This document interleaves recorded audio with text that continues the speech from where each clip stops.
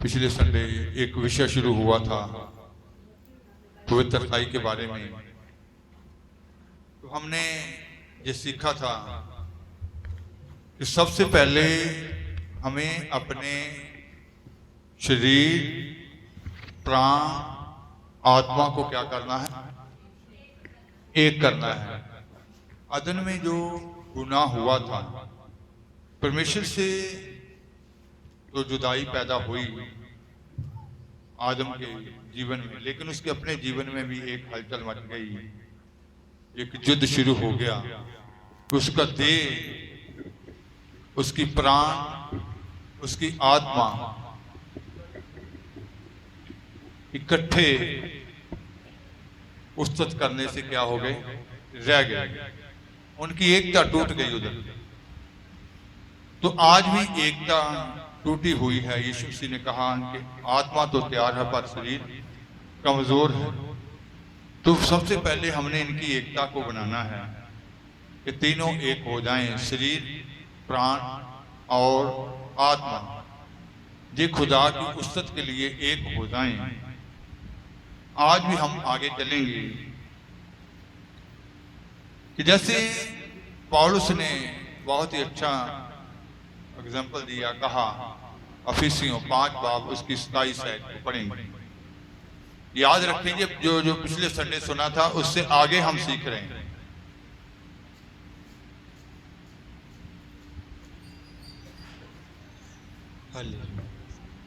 ਅਤੇ ਉਹ ਉਸ ਨੂੰ ਆਪਣੇ ਲਈ ਇਹੋ ਜਿਹੀ ਪ੍ਰਤਾਪਵਾਨ ਕਲੀਸਿਆ ਤਿਆਰ ਕਰੇ ਜਿਹਦੇ ਵਿੱਚ ਕਲੰਕ ਜਾਂ ਬਚ ਜਾਂ ਕੋਈ ਹੋਰ ਅਜਿਹਾ ਔਗਣ ਨਾ ਹੋਵੇ, ਸਗੋਂ ਉਹ ਪਵਿੱਤਰ ਅਤੇ ਨਿਰਮਲ ਹੋਵੇ।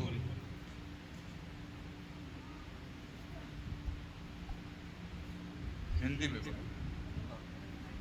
और उसे एक ऐसी तेजस्वी कलीसिया बनाकर अपने पास खड़ी करे।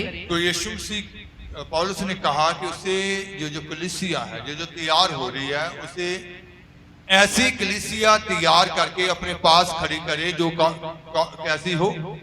तेजस्वी, तेज से भरी हुई, जलाल से भरी हुई, रोशनी से भरी हुई। हाँ जी। जिसमें ना कलंक, ना जुर्री, ना कोई और ऐसी वस्तु हो, वन पवित्र और निर्दोष हो। ये जो कलीसिया है जिसमें ना कोई कलंक, ना कोई जुर्री, ना कोई ऐसी और वस्तु हो, बल्कि नेकलंक हो, बेदाग हो, ऐसी कलीसिया, पवित्र कलीसिया तैयार करनी है खुदा ने। तो देह को भी पवित्र होना है, प्राण को भी पवित्र होना है, आत्मा को भी पवित्र होना है। ये तीनों एक हो जाएंगे। तो जैसे पहला थस्सलुनीकियों 5:23 में भी ये कहा गया, पढ़ेंगे। ਅਤੇ शांति दाता परमेश्वर हिंदी में ही पढ़ दिया करें, जल्दी हो जाएगा। शांति का परमेश्वर आप ही तुम्हें पूरी रीति से पवित्र करे और तुम्हारी आत्मा और प्राण और देह हमारे प्रभु यीशु मसीह के आने तक पूरे पूरे और निर्दोष सुरक्षित रहे। तो लिखा गया कि शांति दाता परमेश्वर आप तुम्हें पूरी रीति से क्या करे? पूरी रीति से, पूरी तरह पवित्र करे। तुम्हारी देह, प्राण, आत्मा प्रभु यीशु मसीह का जो दिन है, उस दिन के आने तक पूरी तरह क्या रहे? निर्दोष सुरक्षित रहे। निर्दोष और सुरक्षित रहे। इसका मतलब है कि देह ने भी निर्दोष रहना है, कि देह के ऊपर भी कोई दोष नहीं लगना चाहिए कि इसने पाप किए थे। प्राण जो है, हमारी जान जो है, जो हमारे ख्यालों और भावनाओं की बनी होती है, वो भी निर्दोष और आत्मा भी निर्दोष। तो इसीलिए कहा गया है कि ये जो पवित्र करने वाला है वो सर्वशक्तिमान परमेश्वर खुद आप है। शांति दाता परमेश्वर आप तुम्हें पूरी रीति से क्या करे? पवित्र करे। तो इसीलिए हमें अपनी देह और प्राण को और अपनी आत्मा को उसके सुपुर्द करना पड़ता है। तो जैसे यूहन्ना ने कहा, पहला यूहन्ना 3 बाब उसकी 2 और 3 आयत जब हम पढ़ते हैं, पहला यूहन्ना 3 बाब उसकी 2 और 3 आयत। हे प्रियो, अब हम परमेश्वर की संतान हैं। तो हे प्रियो कहता कि अब हम परमेश्वर की संतान हैं, और अभी तक यह प्रकट नहीं हुआ कि हम क्या कुछ होंगे। अभी तक ये नहीं प्रकट हुआ कि हम क्या कुछ होंगे। परमेश्वर की संतान हैं, पर ये नहीं प्रकट किया गया कि हम क्या कुछ होंगे।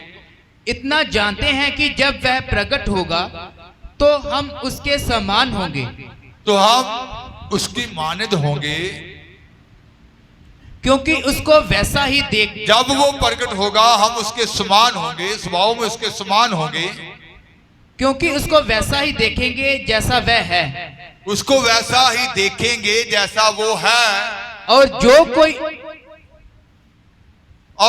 उस पर ये आस रखता है, ये आशा रखता है, वह अपने आप को वैसा ही पवित्र करता है जैसा वह पवित्र है। जो कोई उस पर ये आशा रखता है कि जैसा वह है उसको वैसा ही देखेंगे। तो जो कोई ये आशा रखता है वो अपने आप को क्या करता है? पवित्र करता है। इसका मतलब हमने अपने आप को पवित्र करना है। खुदा हमें पवित्र कर रहा है तो हमें अपने आप को पवित्र करना है। तो अपने देह प्राण आत्मा को उसके क्या करना है? सुपुर्द करना है। इसकी 4 की 17 में भी लिखा हुआ है। इसी से प्रेम हमसे सिद्ध हुआ कि हमें न्याय के दिन हयाव हो, क्योंकि जैसा वह है वैसे ही संसार में हम भी हैं। जैसा वह है वैसे ही संसार में हम भी हैं। इसका मतलब है कि जैसे यीशु की मानद बनना है, उसके स्वभाव में उसकी तरह जैसा वह है वैसे ही हम भी हों। तो जो कोई ये आशा रखता है वह अपने आप को क्या करता है? पवित्र करता है कि जैसा वह है वैसे हमने भी बनना है। हमें वैसा ही बनने के लिए बुलाया गया है। तो सबसे पहले हमें देह प्राण आत्मा उसके उपासना करने के लिए एक करना है। तो आप सीख रहे थे कि शरीर की मन की अभिलाषाएं जो हैं, सबसे पहले स्व इच्छा को क्या करना है? कुर्बान गांव पे लाना है, कुर्बान करना है। जब इंसान स्व इच्छा को कुर्बान करता है, देह प्राण आत्मा इकट्ठे हो जाते हैं। फिर वो खुदा की इबादत करते हैं, खुदा की बंदगी करते हैं। जब देह प्राण आत्मा खुदा की इबादत करते हैं, उसके बाद क्या होता है? जब ये इकट्ठे बंदगी शुरू कर देते हैं, शरीर आत्मा प्राण एक हो जाते हैं, विचार एक हो जाते हैं, शरीर आत्मा का विरोध नहीं करता, तो फिर क्या होता है? रोमिया 8 बाब उसकी 13 आयत पढ़ेंगे।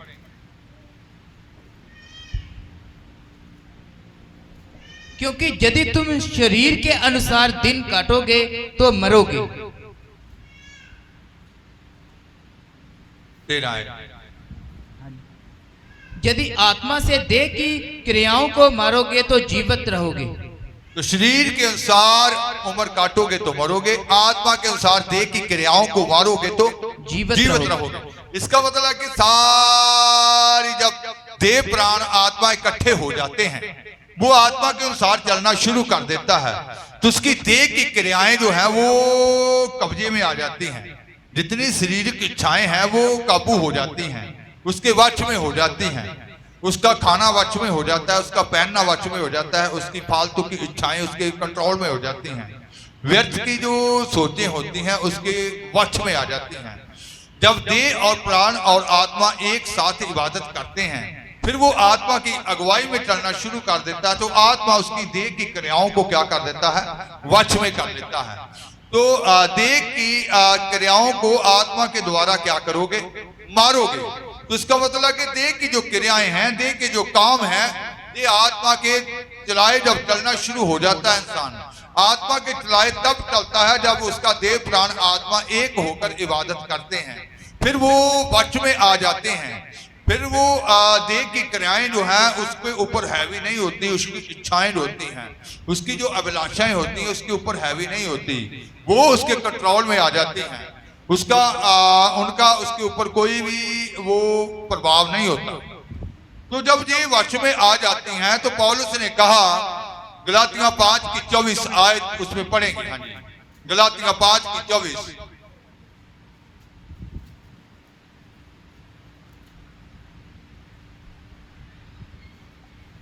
और जो मसीह यीशु के हैं उन्होंने शरीर को उसकी लालसाओं और अभिलाषाओं समेत क्रूस पर चढ़ा दिया है। तो लिखा गया कि जो मसीह यीशु के हैं उन्होंने शरीर को अपनी लालसाओं समेत क्रूस पर चढ़ा दिया है। क्रूस पर चढ़ा दिया है। उर्दू में कैसे लिखा है? 5 की 24, गलातियां 5 की 24। और जो मसीह यीशु के हैं उन्होंने जिस्म को उसकी रगबतों और ख्वाहिशों समेत सलीब पर जिस्म को उसकी ख्वाहिशों समेत सलीब पर खींच दिया है। खींच लिया। पंजाबी में भी पढ़ेंगे इसको। ਅਤੇ ਜਿਹੜੇ ਮਸੀਹ ਯਿਸੂ ਦੇ ਹਨ ਉਹਨਾਂ ਨੇ ਸਰੀਰ ਨੂੰ ਉਹਦੀਆਂ ਕਾਮਨਾ ਅਤੇ ਵਿਸ਼ਿਆਂ ਸਣੇ ਸਲੀਬ ਉੱਤੇ ਚਾੜ ਦਿੱਤਾ। तो इसका मतलब उनके पास जब वो आत्मा के चलाए चलना शुरू हो जाते हैं, देह प्राण आत्मा के को इकट्ठा करने में कामयाब हो जाते हैं, फिर उसके बाद उनको शरीर को उसकी कामनाओं को उसके विषयों के अनुसार सलीब पर चढ़ा दिया। उनके पास एक हर रोज तजर्बा आ जाता है, हर रोज उनके पास एक ऐसा अनुभव आ जाता है कि इनको शरीर को इसकी अभिलाषाओं को इसकी विषयों को हमने कैसे सलीब के ऊपर चढ़ाना है, कैसे हम इसको सलीब के ऊपर चढ़ाएंगे, कैसे हम इसको वश में रखेंगे। उनके पास ये एक तजर्बा आ जाता है, उसकी क्रियाओं को, उसके विषयों को, उसको शरीर को जो उसके वश में। इसीलिए संत पौलुस ने कहा था कि मैं अपनी देह को, अपने शरीर को मारता और कूटता और उस वश में लाता। उनके पास ये तजर्बा आ जाता है, एक अनुभव आ जाता है कि इनको कैसे सलीब पर हर रोज चढ़ाना है। क्योंकि यीशु मसीह ने कहा था कि जो कोई मेरे पीछे आना चाहे तो अपनी सलीब उठाकर वो मेरे पीछे आए, हर रोज अपनी सलीब को उठाए।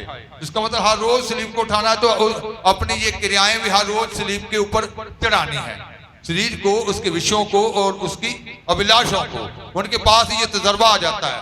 जब ये तजर्बा हो जाता है उसके बाद वो अपनी देह प्राण आत्मा को खुदा के सामने पेश करते हैं। जैसे रोमिया में पौलुस ने कहा था, रोमिया 12 की 1 में, तो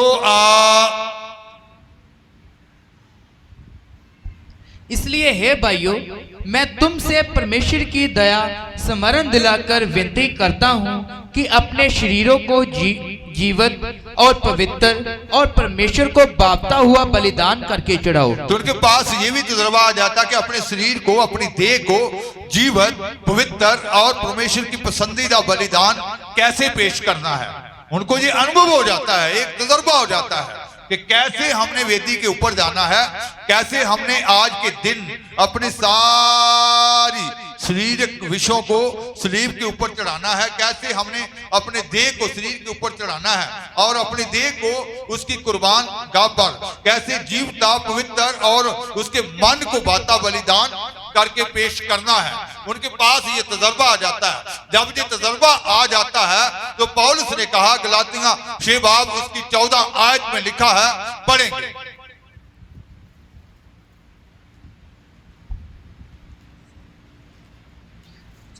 पर ऐसा ना हो कि मैं अन्य किसी बात का घमंड करूं, केवल हमारे प्रभु यीशु मसीह के क्रूस का, जिसके द्वारा संसार मेरी दृष्टि में और मैं संसार की दृष्टि में क्रूस पर चढ़ाया गया हूं।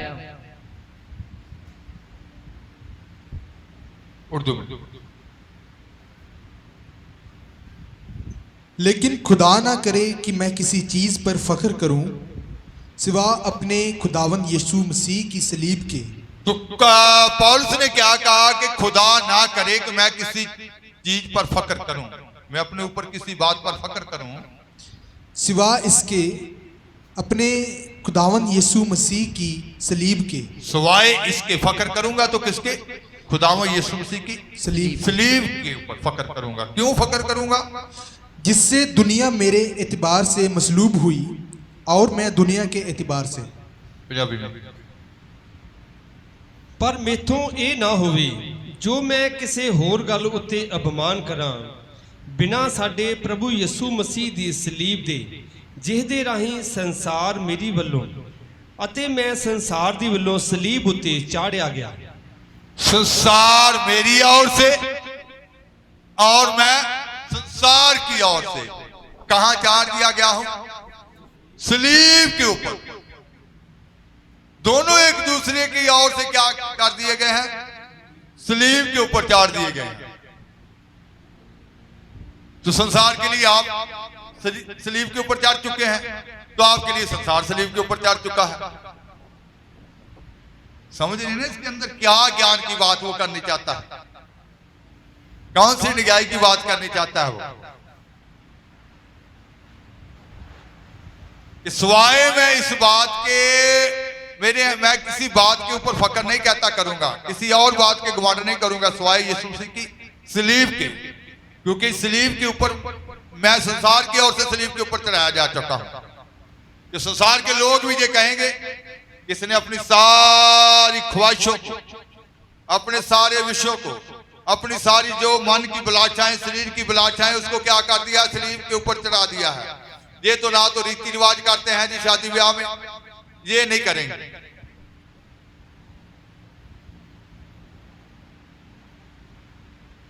वो अपने आप ही गवाही देंगे संसार के लोग, ये तो जी सलीब के ऊपर चढ़े हुए, इनकी ख्वाहिशें, इनका सारा कुछ, ये अब हमारे साथ मिलकर नहीं चलेंगे। पतरस ने कहा कि जिन दोस्तों के साथ, जिन मित्रों के साथ, जिन पुराने साथियों के साथ, जिन पुराने रिश्तेदारों के साथ मैं रहता था, वो चाहते हैं कि आप भी ये हमारे साथ वैसे ही चले, वैसे ही नाच रंग करें, वैसे ही शराब, वैसे ही जो वो पुरानी बातें थी जिंदगी की। ताश खेलने वाले कहें कि ताश खेले, नशा करने वाले कहें कि हमारे साथ वैसे ही नशा करे। लेकिन उसने क्या कर दिया था?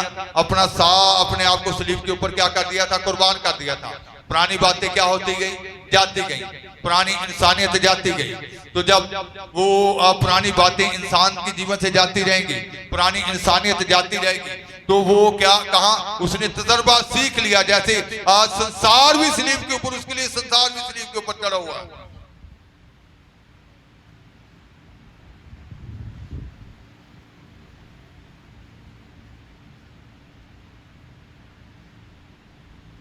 तो जैसे पौलुस ने ये कहा था कि शांति दाता आप पूरी रीति से तुम्हें पवित्र करे, उसका देह, प्राण, आत्मा यीशु मसीह के आने के दिन निर्दोष रहे, पवित्र रहे। तो इसका मतलब है कि जब शांति दाता परमेश्वर इंसान को पवित्र करते हैं, तो उसके अंदर की जो हलचल है वो थम जाती है, अंदर शांत हो जाता है। रिश्तेदार के साथ, आस पड़ोस वालों के साथ, भाई बहनों के साथ और कलीसिया के दूसरे लोगों के साथ उसको मेल मिलाप से रहना आ जाता है, शांति से रहना आ जाता है। जब अंदर हलचल होती है तो अंदर से कड़वे शब्द निकलते हैं, घर में भी कड़वे शब्द निकलते हैं, आस पड़ोस में, रिश्तेदारों में कड़वे शब्द निकलते हैं। मेल मिलाप अभी नहीं आया, इसका मतलब है कि देह, प्राण, आत्मा इकट्ठे नहीं हुए हैं अभी। तो देह, प्राण, आत्मा इकट्ठे जब शांति दाता परमेश्वर उनको पवित्र करेगा, तो पवित्र होने के बाद अंदर की हलचल जो है वो शांत हो जाती है, वो थम जाता है। फिर उसके अंदर वो विश्वास आ जाता है खुदा की बातों के लिए, धीरज आ जाता है, संयम आ जाता है, उसके अंदर की हलचल जो है वो खत्म हो जाती है, उसको शांति से चलना आ जाता है। वो फिर पूरा विश्वास करेगा, दृढ़ विश्वास में चलेगा, कालापन अंदर से जाता रहेगा, धैर्य उसके अंदर आ जाएगा। खाना बनने में देरी हो गई तो फिर उसके अंदर वो धैर्य आ जाएगा। संगत में ऐसा नहीं होगा कि वो एक दूसरे से जल्दी कि नहीं पहले मैं ले लूं, वो पहले क्या करेंगे कि नहीं कोई बात नहीं, पहले ये खा लिया। अंदर शांति आ गई, अंदर की हलचल क्या हो गई है? शांत हो गई, क्योंकि देह, प्राण, आत्मा की एकता हो चुकी है और अंदर वो शांति ठहर चुकी है, क्योंकि उसकी समझ में आ गया कि मैं संसार के लिए क्रूस पर चढ़ चुका हूं और संसार मेरे लिए क्रूस के ऊपर चढ़ चुका है, इसलिए मैं क्रूस का ही धन्यवाद करूंगा। इसके अलावा मैं और किसी बात का भी घमंड नहीं करूंगा।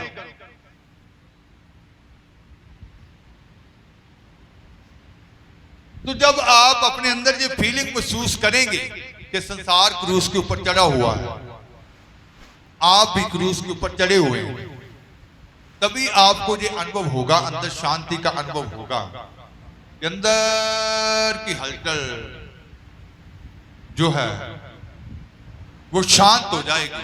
जब अंदर की हलचल शांत हो जाती है तब उसके जीवन में क्या होता है। कुलसियां 3 बाब उसकी पहली और दूसरी आयत में लिखा है। कुलसियां 3 बाब उसकी पहली और दूसरी आयत। अतः जब तुम मसीह के साथ जलाए गए तो स्वर्गीय वस्तुओं की खोज में रहो, जहां मसीह विद्यमान है और परमेश्वर के दाहिनी ओर बैठा है। पृथ्वी पर की नहीं परंतु स्वर्गीय वस्तुओं पर ध्यान लगाओ।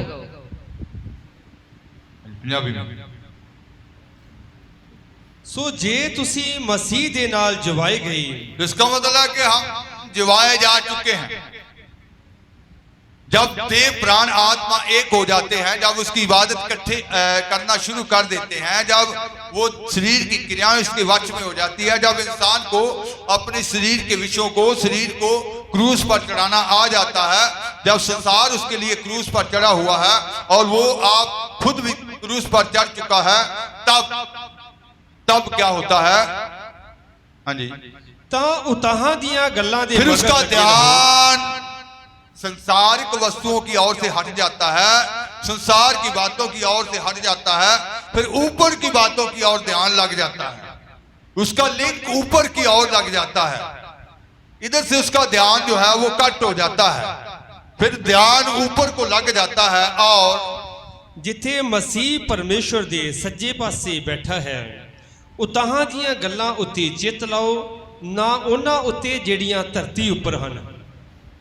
तो इसका मतलब है कि जो धरती की बातें हैं उसके ऊपर उनका ध्यान नहीं जाएगा, क्योंकि वो ध्यान खींचने वाला जो शरीर था, ध्यान खींचने वाला जो मन था, धरती की वस्तुओं पर, धरती की बातों पर जो चिंताओं में लेकर जाता था, जो हर समय चिंता में रखता था, जो मन और शरीर चिंता में रखेगा, लॉकडाउन हो जाएगा तो तू क्या खाएगा, शरीर चिंता में रखेगा कि आप इस मंथ सैलरी नहीं मिली, तू क्या खाएगा। तो जब ये वश में चिंता में रखने वाला जब वश में आ जाएगा तो वो अति पवित्र विश्वास आ जाएगा कि लिखा गया है इसमें कि जवान शेर वो भी सुबह उठकर खुदा से ही आहार मांगता है। जितने पक्षी हैं, जीव जंतु हैं, वो भी हर दिन अपने खुदा से आहार मांगते हैं और वो अपनी मुट्ठी खोलता है। लिखा है कि वो मुट्ठी खोलता है, उन सबको तृप्त करता है। हालेलुया। इसका मतलब है कि वो जानता है कि एक सिंह जो है, शेर जो है, उसको मांस की जरूरत है, तो उसको वो मांस ही मुहैया करेगा। फिर अंदर ये विश्वास आ जाएगा कि मेरा खुदा जो पक्षियों की भी चिंता करता है वो मेरी भी चिंता करता है। ये जो शरीर की क्रियाएं हैं, ये जो चिंता में लेकर जाती हैं, डिप्रेशन में लेकर जाती हैं, तू बीमार हो गया, तू मर जाएगा, फटाफट कोई बड़े डॉक्टर का इंतजाम कर, बड़े हॉस्पिटल का इंतजाम कर, ये जो चिंता में लेकर जाता है ये वश में हो गया। फिर ये चिंता से मुक्त हो जाता है इंसान, फिर उसके अंदर ये विश्वास आ जाता है, दिलेरी आ जाती है कि मेरे पास डॉक्टरों का डॉक्टर है, हकीमों का हकीम है, ला इलाज बीमारी का इलाज करने में वो सामर्थ है। Hallelujah, hallelujah. फिर उसका ध्यान ऊपर की बातों की ओर लग जाता है कि क्या है ज्ञान, क्या है, वो ज्ञान की खोज में लग जाता है, वो इस खोज में लग जाता है। अभी तो हम धरती पर हैं, एक छोटे से ग्रह पर हैं,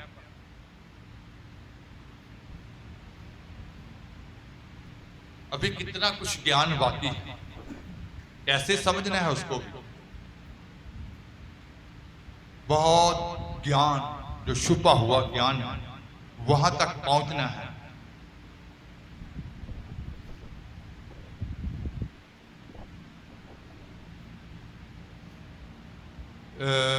जब सरकार फैसला लेती है, गवर्नमेंट जब फैसला लेती है, जैसे लॉकडाउन, एक इंसान सरकार होता है या कुछ लोग मिलकर सरकार बनते हैं?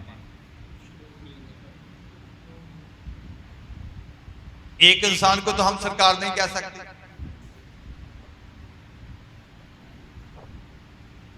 कि पूरे देश को एक इंसान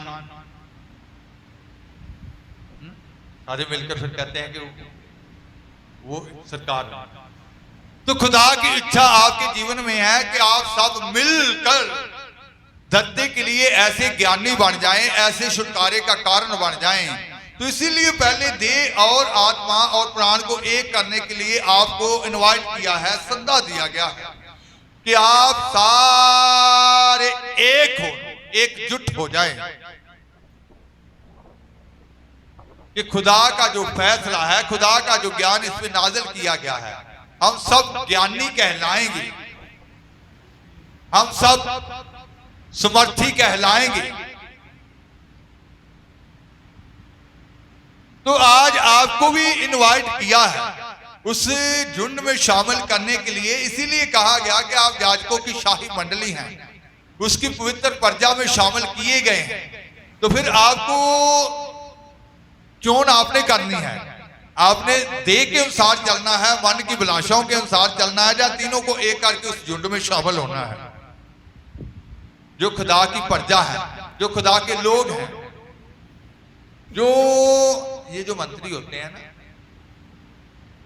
ये 5 साल राज करते हैं, उसके बाद चोन होती है, तो फिर ये उनको मालूम ही नहीं है कि अगली सरकार उनकी बनेगी या नहीं बनेगी। तो इसमें लिखा है कि खुदा के लोग इस धरती पर जब राज करेंगे, कितना करेंगे? 1000 साल। हालेलुया। 1000 साल के लिए उनको क्या किया जाएगा? तख्तों पे बिठा दिया जाएगा। सारे जो भ्रष्ट हैं इनको उतार दिया जाएगा।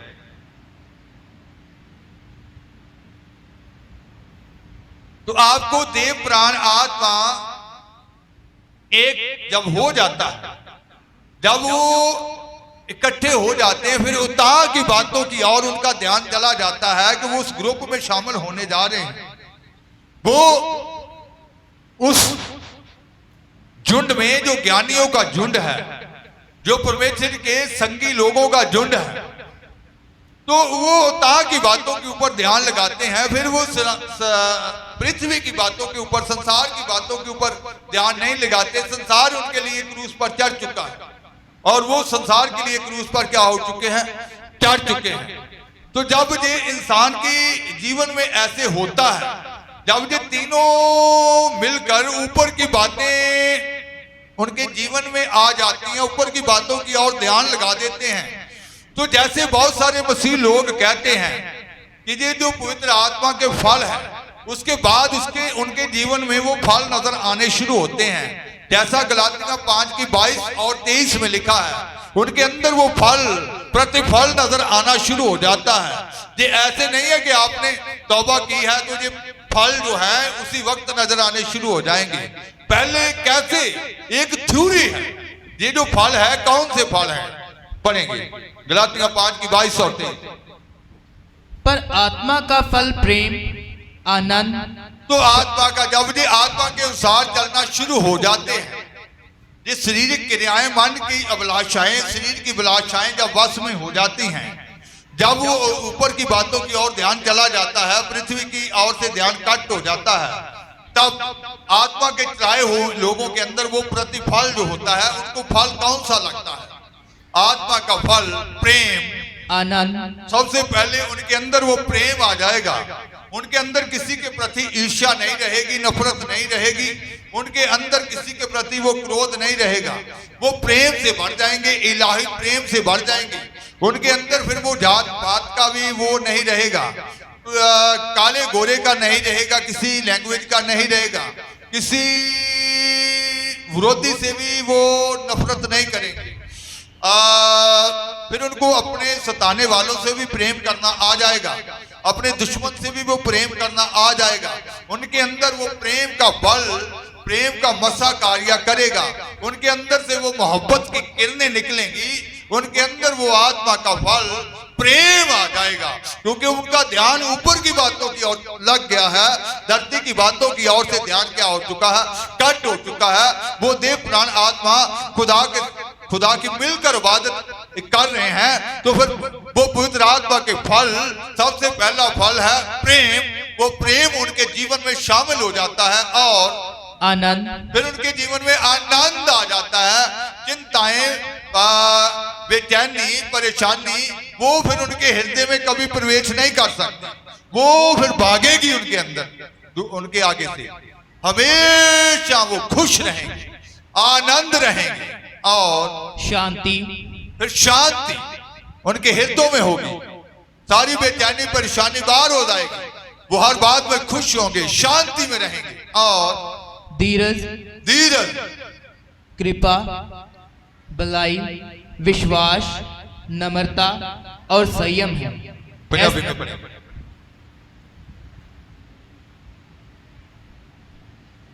पर आत्मा का फल ये है प्रेम, आनंद, शांति, धीरज, दयालगी, दूसरों के लिए दया, क्यों वो हमेशा दयालु स्वभाव से ही चलेंगे। उनके अंदर ऐसा स्वभाव आ जाएगा कि वो दयालु स्वभाव, तरस वाला स्वभाव और भलाई, वफादारी, वो भलाई करेंगे, दया से भरपूर होंगे। वफादारी, खुदा के साथ एक खुदा का जन जो होता है वो ना तो कभी अपने देश से गद्दारी करेगा, ना नमक हरामी उसके अंदर होगी, वो गद्दार नहीं होगा। खुदा के प्रति हर बात में वो वफादार ही होगा। जो खुदा का बंदा होता है, जो खुदा का जन होता है, उसके अंदर वफादारी होती है। ये फल उसके अंदर जब ऊपर की बातों की ओर ध्यान चला जाता है, फिर वो वफादारी से भरपूर हो जाएगा और नरमाई, क्रोध से रहित हो जाएगा। फिर उसको गुस्सा नहीं आएगा, उसके अंदर पूरी नम्रताई, वो फल नजर आना शुरू हो जाएगा।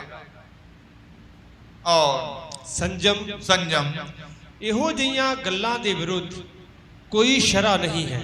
तो जब ये सारी बातें उसके अंदर आ जाएंगी, ये जो फल उसके अंदर नजर आने शुरू हो जाएंगे, क्योंकि ये फल तभी नजर आते हैं जब हम अपने आप को संसार की ओर से मरा हुआ और अपने आप को भी सलीब के ऊपर हमने चढ़ा दिया है, संसार को क्रूस के ऊपर चढ़ा दिया।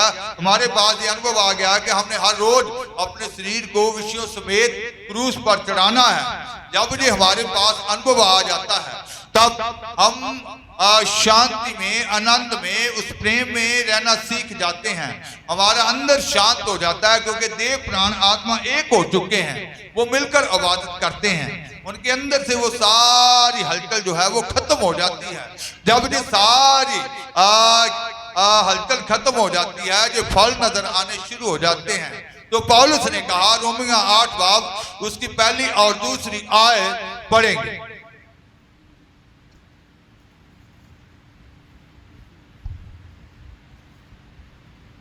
अब जो मसीह यीशु में हैं, उन पर दंड की आज्ञा नहीं, क्योंकि वह शरीर के अनुसार नहीं वरन आत्मा के अनुसार चलते हैं।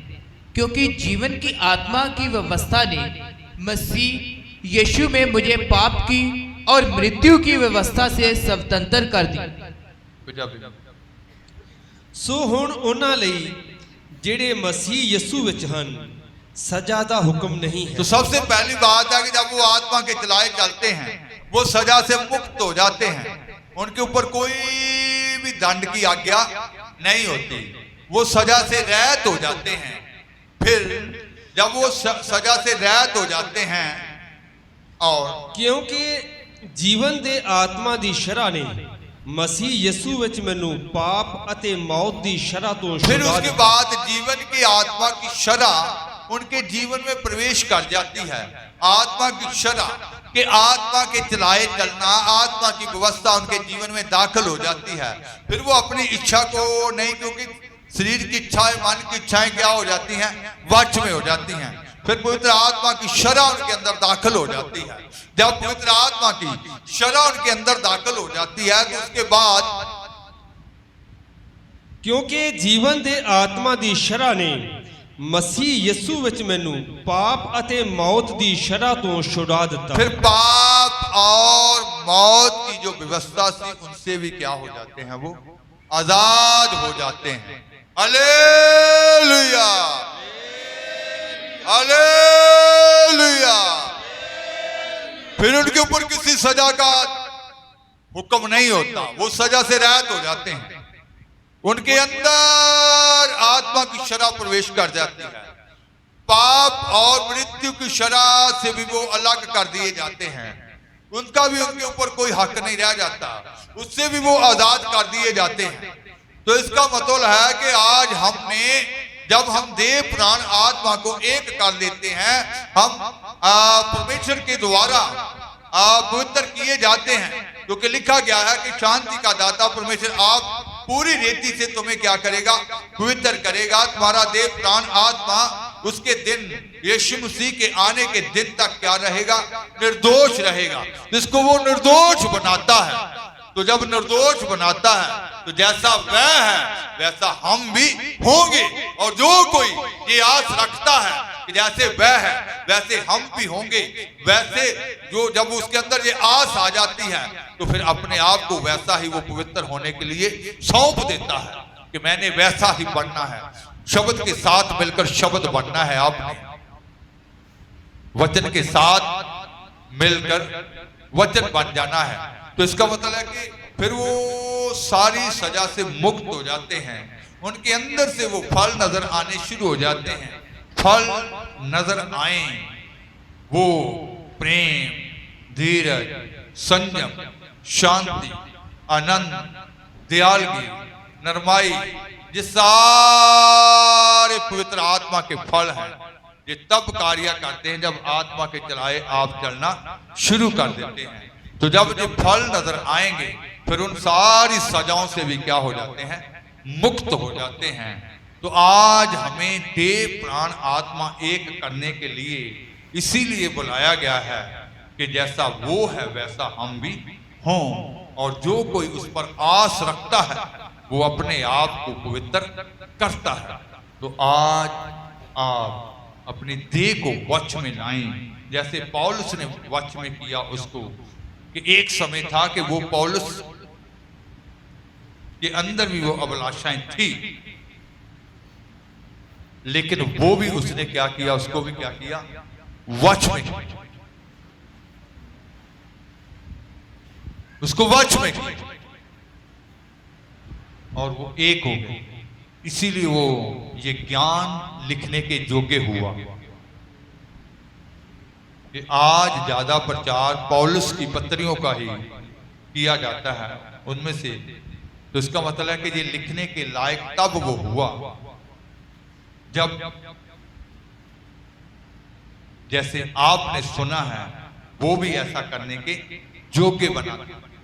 तो जब आप ऐसा करने के योग्य बनेंगे तो फिर आपके अंदर वो फल नजर आएंगे। ये फल खुदा की इच्छा है कि ये फल नजर आए आपके अंदर, वो धीरज नजर आए आपके अंदर, वो नम्रताई नजर आए आपके अंदर, वो संयम नजर आए आपके अंदर से कालापन जाता रहे, आपके अंदर से वो बुरे स्वभाव बाहर हो जाए, आपके अंदर वो प्रेम, इलाही प्रेम जो खुदा ने हमसे किया था वो नजर आए। आप इलाही प्रेम से भर जाएं, सताने वालों को भी प्रेम करें, दुख देने वालों को भी प्रेम करें। तो इसका मतलब प्रेम का बल भेजा जाता है आत्मा के द्वारा। ये सारा बल भेजा जाता है आत्मा के द्वारा। पहले आपको अपने आप को हर रोज शरीर के विषयों के समेत सलीब पर चढ़ाना आना चाहिए। जब इसको चढ़ाना आ गया हर रोज, तो फिर पवित्र आत्मा का कार्य शुरू हो जाएगा, आत्मा के चलाए चलना आ जाएगा। तो फिर वो सारी सजाओं से मुक्त होकर दूसरों के लिए, संसार के लोगों के लिए एक आप आदर्श बन जाएंगे, नमूना बन जाएंगे। दूसरे आपकी गवाही देंगे और आप धरती के शोर तक उसके क्या बन जाएंगे, गवाह बन जाएंगे। आंखें बंद करेंगे, दुआ के हाथ में